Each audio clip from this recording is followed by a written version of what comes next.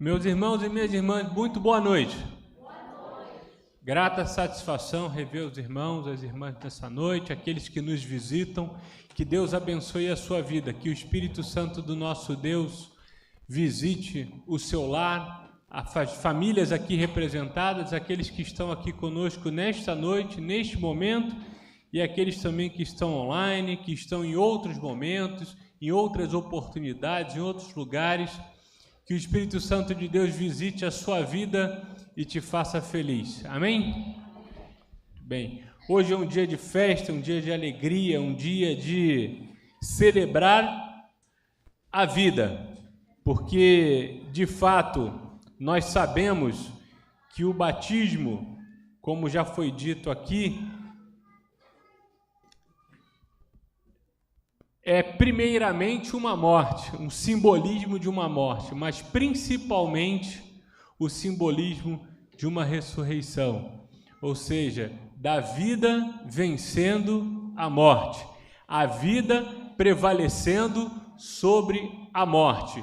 E é isso que Jesus proclama com o seu evangelho. É isso que nós cremos e por isso nós estamos alegres, felizes de estar aqui com esses dois irmãos que agora, desde já, faziam parte da família de Deus no momento em que eles reconheceram publicamente Jesus como seu Senhor e Salvador e agora, mais do que nunca, fazem parte desta igreja, da Igreja de Cristo aqui na terra. Louvado seja Deus por essa bênção, pela alegria, pela maravilha que é o Evangelho. E ainda nesse espírito eu gostaria de convidar os irmãos a ler um verso do Evangelho de Marcos, segundo narrou Marcos, capítulo 1, versículo 15, quando Jesus inaugura a proclamação pública do Evangelho, quando ele inaugura publicamente o seu ministério terreno, no momento difícil, no momento em que as trevas estavam ativas a ponto de colocarem medo nos filhos da luz, mas Jesus, que é a luz do mundo, reconhece que aquele era o momento adequado, exato, propício para dar início à proclamação das boas novas. E diz assim o versículo 15 do capítulo 1 do Evangelho de Marcos. Palavras de Jesus: o tempo é chegado, dizia ele. O reino de Deus está próximo. Arrependam-se e creiam nas boas novas. Senhor, louvado seja o teu nome por tudo que vimos, participamos e ouvimos até aqui. E agora, Senhor, esconde-nos atrás da tua cruz, para que somente tua voz seja ouvida, ó Jesus. Há frases, meus irmãos, meus amigos, que apenas comunicam informações. Quando dizemos certas coisas como a água está fria, ou a água está quente, ou são 7h25, comunicam informações. São frases simples que comunicam informações. Mas existem frases que inauguram uma realidade. Por exemplo, eu perdoo você. Ou quando duas pessoas dizem sim diante de uma aliança, num casamento. É uma frase de uma palavra só, sim, comunica em sentido completo que aquela pessoa quer dizer sim, e muda uma realidade de duas pessoas. Ou quando um juiz profere condenado ou absolvido, uma palavra só, uma frase pequena, curtíssima, que inaugura uma nova realidade. Estamos aqui no verso 15 do capítulo 1 do Evangelho de Marcos, diante de uma frase dessa categoria. Jesus não está fazendo um comentário teológico, um comentário religioso. Jesus não está informando ou participando aquelas pessoas de uma informação. Ele está anunciando algo que é decisivo e que aconteceu. O versículo contém 4 movimentos, você pode observar aí na sua Bíblia, no seu celular, se você estiver com seu tablet, enfim. Primeiro, o tempo está cumprido. Segundo, o reino de Deus se aproximou, ou chegou, dependendo da sua tradução. Terceiro, arrependam-se. E quarto, creiam no Evangelho. Incrível, né? Uma frase resumiu todo o Evangelho de Marcos. Se você só tivesse acesso a esse versículo, você entenderia todo o livro que é o Evangelho de Marcos, porque ele está resumido nesses 4 movimentos. A partir de então, os milagres, as parábolas, os confrontos, a cruz, a ressurreição, tudo isso vai mostrar concretamente o significado desse anúncio do verso 15 do capítulo 1. E eu me pergunto, e pergunto para você, para a sua reflexão nesta noite, para a nossa reflexão nessa noite. O que muda quando Deus reina? Estamos falando da chegada do reino de Deus, do anúncio público do Evangelho. E o que muda quando Deus reina? Jesus faz 2 declarações preliminares antes de dirigir alguns imperativos a nós sobre aquilo que Deus realizou. Primeiro, ele começa dizendo que o tempo está cumprido. Marcos informa que Jesus começou a pregar, se você ler o início desse capítulo, depois que João havia sido preso. João o Batista, João que era precursor de Jesus, que veio a aplainar o caminho pelo qual o mestre trilharia, havia sido preso, justamente por incomodar os religiosos e os poderosos de plantão naquela época, com a sua mensagem aterradora acerca do que deveria ser feito e do que aconteceria. Incomodou tanto que foi preso e seria assassinado. Jesus sabia disso. E nesse momento, perigosíssimo, porque imagina, se aconteceu o que aconteceu com João, acabara de acontecer, era melhor todo mundo ficar em silêncio e ir para casa, porque o que Roma, o Sinédrio, os judeus, os religiosos, os fariseus poderosos da época, o que queriam era silenciar aqueles que proclamavam coisas novas ou verdades perigosas. É justamente nesse momento que Jesus diz que o tempo está cumprido. Deus não abandonou a história. Jesus ele não espera a prisão terminar, ele não espera Herodes, o rei que dominava a região, o poder concedido por Roma, que mandou prender João. Ele não espera o reinado de Herodes terminar, ele não espera o Império Romano enfraquecer, ele não espera a sociedade se tornar mais justa, ele não espera condições financeiras melhorarem, ele não espera nada disso. Ele entra na Galileia para pregar o Evangelho precisamente naquele momento e diz: agora o tempo está cumprido. Ou seja, o reino não é anunciado somente depois que a noite termina. Ele é anunciado dentro da noite, dentro da realidade problemática, dentro da situação difícil, dentro dessa realidade complexa, é ali que Jesus começa a agir. Deus não precisa que tudo esteja em ordem para começar a agir. A crise pode ser real, injusta, dolorosa, mas não possui o poder para suspender a fidelidade de Deus.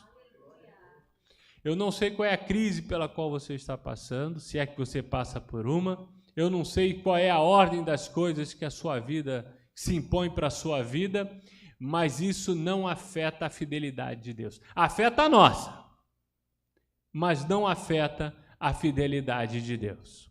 Na medida em que Herodes pode prender João, mas não pode aprisionar o Evangelho. Muitas vezes nós temos essa pretensão, né? Dizer que, veja bem, eu agora vou esperar a coisa se organizar para poder seguir a Jesus, por exemplo. E vimos aqui que muito do que acontecia era tão desfavorável que era melhor Jesus ficar em casa com a porta trancada e não contar para ninguém quem era. Teria sido mais seguro, teria sido mais confortável, teria sido mais, talvez até mais sábio, né? Da parte de Jesus. Muitas pessoas vivem esperando o momento perfeito para responder ao chamado do reino.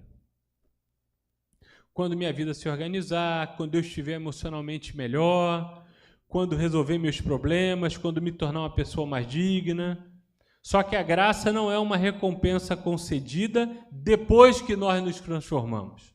A graça é a presença de Deus que torna a transformação possível.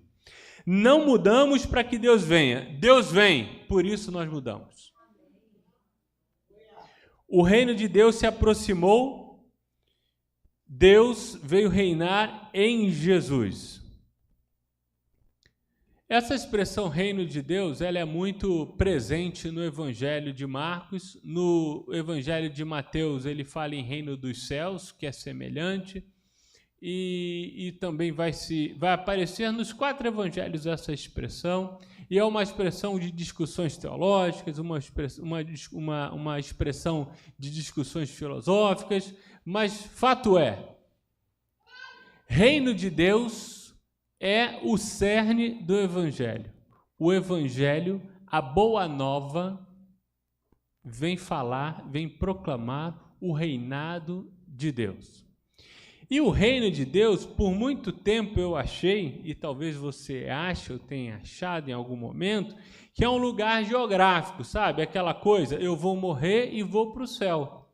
A gente tem essa promessa, amém por isso, estamos felizes com essa esperança, mas o reino de Deus não se limita a um lugar geográfico, a algo que não está aqui e que daqui a pouco estará.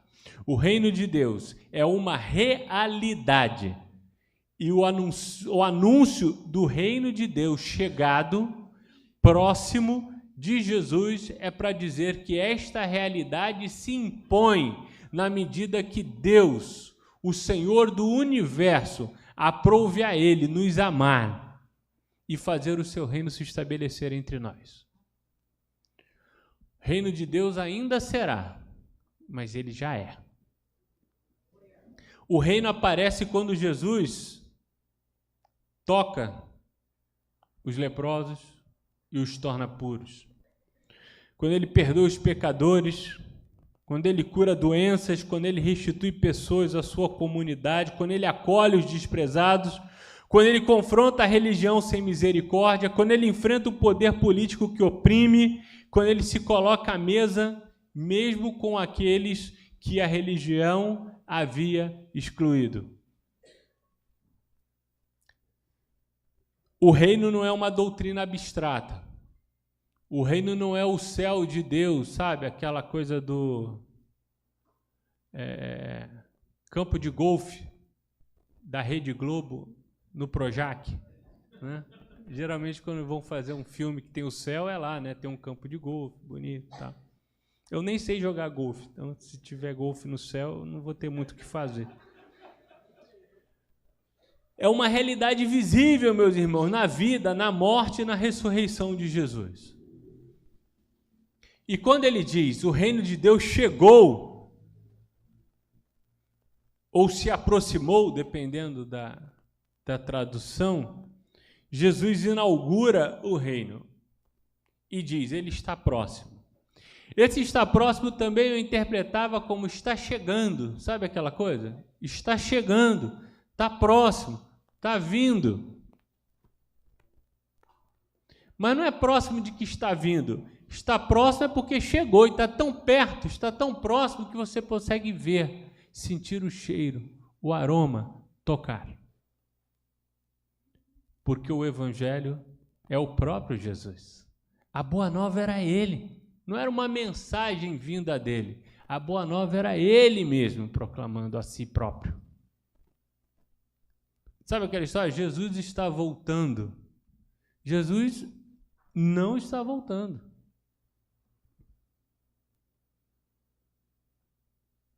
Voltando é o quê? Qual o tempo? É gerúndio, né? Aquela ação de está vindo. Por exemplo, eu me atrasei para chegar aqui um pouco. Deixei a pastora Joyce, né, de cabelo em pé, né? Falei, caramba, será que o pastor esqueceu? Mas eu já tinha ligado para o pastor Eliezer, ele que não te contou, mas eu tinha ligado para ele. Então, eu disse, estou a caminho, estou indo. Então, de fato, é gerúndio, eu estava no carro e estava vindo. Jesus não está voltando porque não está vindo de carro, não está vindo de carro, tem 2000 anos. Então, assim, nem se ele viesse a pé. Jesus não está voltando, Jesus voltará. Jesus voltará. Porque voltará no futuro significa o seguinte, acontecerá no momento, na hora que ele quiser, da forma que ele quiser e imediatamente quando ele quiser. E o reino que chegou ainda não está plenamente experimentado por nós. Eu sei disso, isso não é novidade para ninguém. Vivemos tempos difíceis, o irmão Jonatas falou aqui, né? Vivemos momentos de sofrimentos, de dores, de dificuldades. Isso demonstra que o reino de Deus ainda não é pleno, embora já tenha chegado. Convivemos com duas realidades. Já experimentamos o perdão, mas ainda lutamos contra o pecado. Já vimos sinais de cura, mas ainda sepultamos nossos mortos. Já conhecemos a reconciliação, mas ainda enfrentamos violência.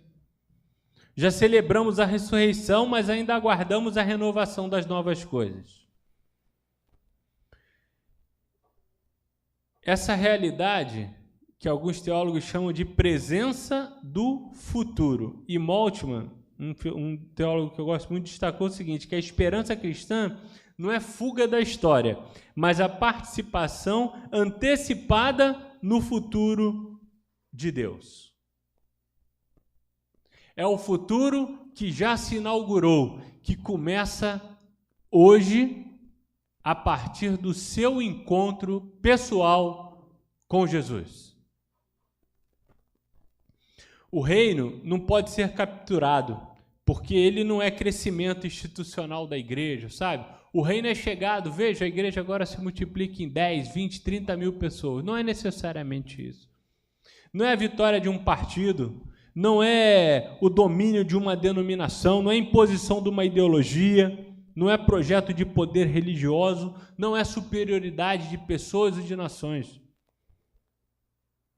A igreja, inclusive, não possui o reino. A igreja não é dona do reino. Pelo contrário, a igreja recebe o reino, serve ao reino, testemunha ao reino, porque nós cremos que Jesus é o nosso Senhor. Pergunte-se, não apenas assim, eu pertenço a uma igreja, porque a partir desse momento, esses dois irmãos que aqui estiveram, que se batizaram, pertencem a esta igreja. Amém. Glória a Deus por isso. Mas não é somente isso. Deus reina na maneira como eu trato a minha família. Deus reina na forma como eu exerço autoridade sobre as pessoas que trabalham para mim. Deus reina no modo como eu uso o meu dinheiro. Deus reina nas minhas escolhas profissionais. Deus reina na maneira como eu trato as pessoas que pensam diferente, que nem concordam comigo.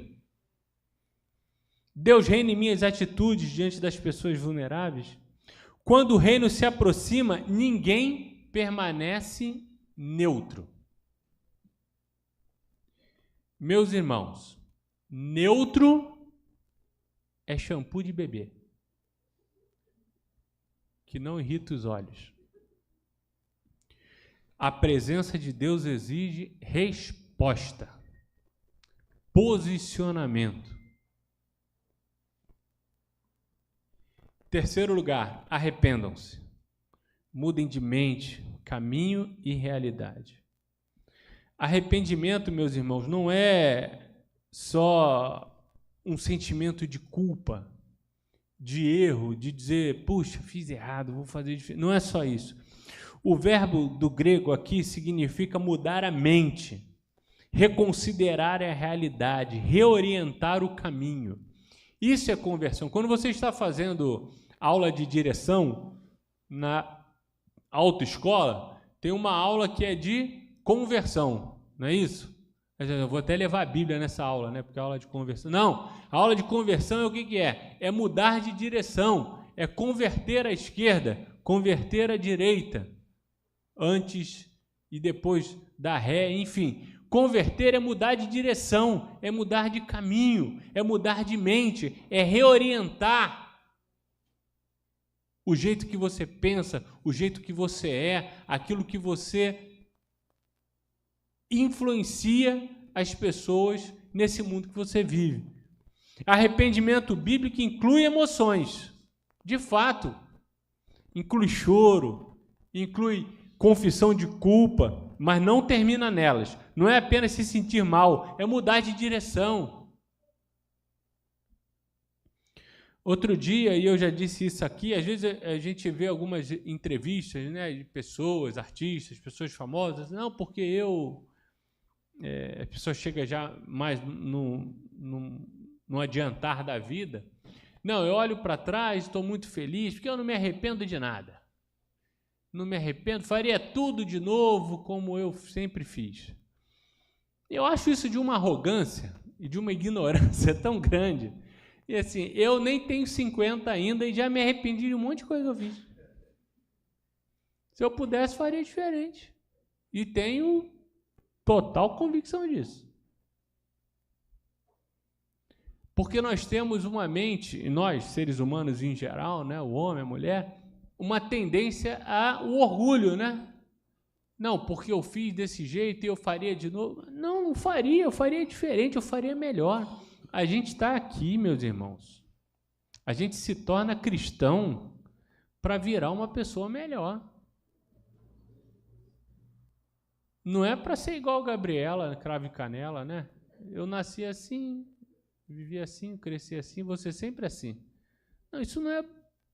Isso é bonito no romance, não é bacana para a vida.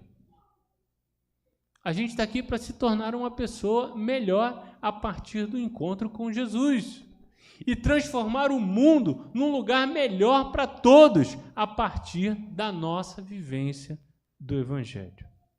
Arrependimento é mudança de lealdade.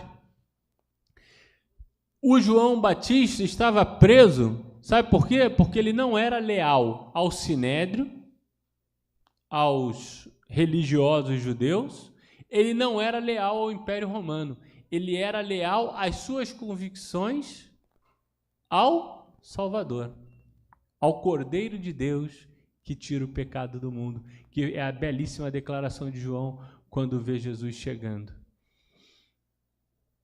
No contexto do Império Romano, anunciar outro reino tinha implicações públicas, tanto que Jesus foi assassinado, crucificado, morto, como um dissidente, porque ele pregou o reino. Mas que reino é esse que você vai pregar um reino dentro de Roma? Roma já é o reino. A nossa lealdade é o imperador. Ele é a representação de Deus na terra. Se existe um Deus ou deuses, como eles proferiam, o maior é o imperador. Significa o seguinte, que reconhecer Jesus significava reconhecer que César, o imperador romano, não era o Senhor absoluto. Isso tinha uma implicação política grave. Tanto que Jesus foi morto. Hoje, outros poderes disputam a nossa lealdade, não é? O dinheiro, o prestígio, o consumo, superioridade religiosa, necessidade de controle, redes sociais. Outro dia eu vi uma criança indo para a televisão e passar o dedo na televisão. Eu falei, está fazendo o que na televisão? Não, é para rolar o feed, mas isso é televisão. A criança já nasce já com o dedinho assim, ó, rolando o feed das coisas. Disputa a nossa lealdade. Arrepender-se é retirar essas realidades do trono e colocar Jesus, porque é a Ele que o trono pertence. Jesus não diz, arrependam-se para que o reino venha. Ele diz, o reino veio, portanto arrependam-se. Não esperem o reino chegar para se arrepender, o reino já é chegado, e agora arrependam-se. A graça, ela precede o arrependimento. Deus se aproxima antes que nós estejamos prontos, mas o arrependimento é mais do que necessário para você seguir a Jesus. E arrependimento, numa aplicação concreta, porque senão fica uma coisa etérea e distante, ela significa e precisa ganhar nomes. Arrepender-se, mudar de vida, significa procurar alguém que nós ferimos e pedir perdão, interromper uma mentira, pedir ajuda de uma outra pessoa a qual você depende, rever um preconceito que você tem, devolver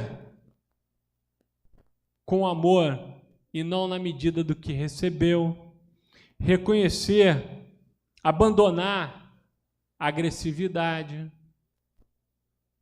e mais uma série de outras coisas. Tudo isso faz parte de arrepender-se, mas não esgota o assunto. Creiam no Evangelho é a quarta etapa deste versículo. Entreguem a vida à boa nova. No texto grego, Jesus não diz apenas creiam que o Evangelho é verdadeiro. Ele não diz isso no texto. Creiam que o Evangelho é verdadeiro. Creiam que o que eu disse vale a pena. Ele diz, creiam no Evangelho. Não é apenas porque crer significa confiar, apoiar-se, entregar-se. Já falamos isso aqui algumas vezes. E crer no Evangelho, meus irmãos, não é apenas aceitar doutrinas sobre Jesus. Não é apenas dizer assim, não é apenas aceitar um credo ou decorar uma fórmula doutrinária ou uma fórmula batismal. Isso não é crer no Evangelho. Crer no Evangelho é confiar de Jesus em forma tal que é reorganizar toda a sua vida ao redor dele. A partir da minha fé no Evangelho, eu vou reorganizar toda a minha vida a partir de Jesus. Mas, pastor, isso não é fácil. Ninguém disse que seria. Nem o próprio Jesus disse que seria. Porque, meus irmãos, o Evangelho é de Deus. Deus se aproximou do ser humano. Deus permanece fiel. Deus acolhe os pecadores antes mesmo deles se tornarem justos. Deus enfrenta os poderes da morte. Deus abre futuro onde parecia haver apenas encerramento.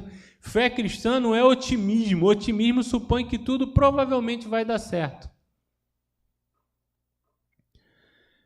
Fé cristã é aquela que confia mesmo que as circunstâncias não sejam favoráveis, como nós cantamos numa das primeiras canções aqui e o irmão Jonatas ministrou. Porque mesmo que não esteja dando certo, Deus continua fiel. Fé no Evangelho, meus irmãos, não é uma técnica para controlar resultados, né? Os discípulos que seguiram Jesus ali imediatamente com eles enfrentaram tempestades, incompreensão, perseguição, sofrimento e até cruz. Tudo isso foi enfrentado por Jesus e os seus discípulos. A fé não é uma técnica de imunidade.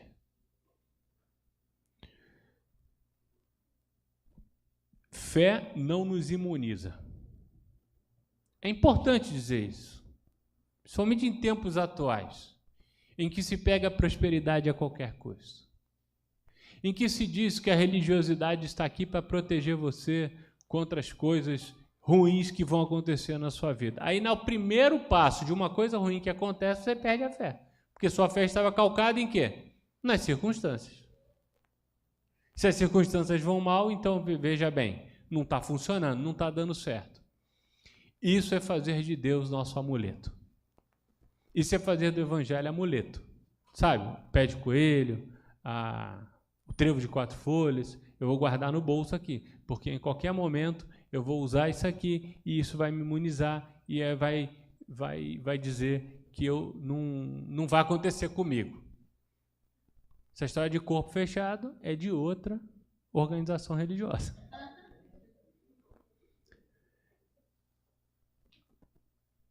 A fé não imuniza. Fé é confiança na presença de Deus através de todas as coisas. Nós cremos na presença de Deus em todas as coisas, inclusive e principalmente em nós. Dito isso, meus irmãos, em qual evangelho nós temos acreditado? Qual o evangelho que nós temos depositado a nossa confiança? No evangelho do desempenho, segundo o qual nós valemos aquilo que nós produzimos, eu trabalho numa grande empresa. Lá tem uma tal de meritocracia, que é uma maldição.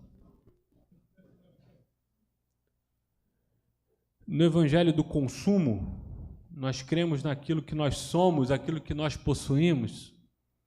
Se o meu carro é melhor do que o meu vizinho, logicamente, eu sou melhor do que ele, porque eu tive sucesso e ele não. Será que nós cremos o evangelho da polarização, né? Agora é a palavra do momento, né? Polarização. Que todo mundo se odeia e ninguém chega a conclusão nenhuma? Será que eu creio no evangelho do medo, segundo o qual Deus está sempre tomando conta de mim, mas é para me castigar, porque se eu andar fora da linha, eu sou punido? Será que é no evangelho da permissividade, aquele que eu posso fazer qualquer coisa e inconsequentemente não preciso me preocupar com o futuro, porque eu já estou com o evangelho garantido? Quem crê na boa notícia, meus irmãos, quem crê no que foi anunciado por Jesus, quem crê em Jesus, que é o evangelho encarnado, torna-se também sinal dessa boa notícia. Pela hospitalidade, honestidade, partilha, serviço, defesa dos mais fracos e dos que precisam, reconciliação, pela coragem de dizer a verdade. Tudo isso são sinais daqueles que creem no evangelho verdadeiro. A fé não é apenas aquilo que afirmamos sobre Jesus. Fé é a vida que construímos porque nós confiamos em Jesus. A boa notícia, meus irmãos, concluindo, está à porta. Marcos 1,15 começa com 2 declarações sobre Deus e termina com 2 chamados dirigidos a nós. Primeiro, o tempo está cumprido. Deus foi fiel.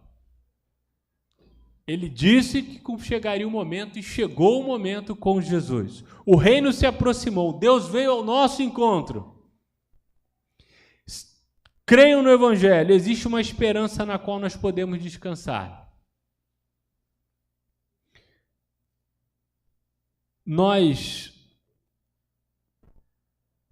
E arrependam-se, obviamente, porque existe um caminho novo. Nós não produzimos o reino. Nós recebemos o reino. Nós não possuímos o reino. Nós testemunhamos o reino. Nós não somos o Cristo. Nós seguimos o Cristo.